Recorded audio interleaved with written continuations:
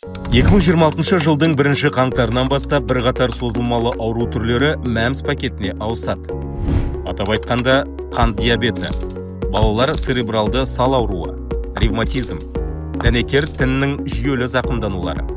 Осылайша мәмс жүйесі созылмалы аурулардың басым бөлігін қамтиды. Тек тегін медициналық көмектің кепілдендірілген көлемі бойынша қаржыландырылатын 11 әлеуметтік маңызы бар ауру тобы бұрынғыдай осы пакетте қалады. Сақтандырылған пациенттер ем алуды, дәрігер кеңесін және қажетті препараттарды мәмс жүйесінде тегін ала береді. Білу маңызды. Елімізде 12 миллионнан астам адам 15 жеңілдік санатына кіреді.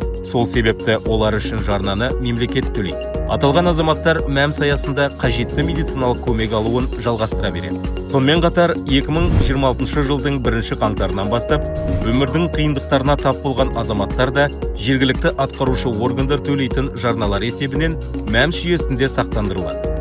Бұл шамамен 1 миллион адам. Д немесе Е санаттарына кімдер кіреді?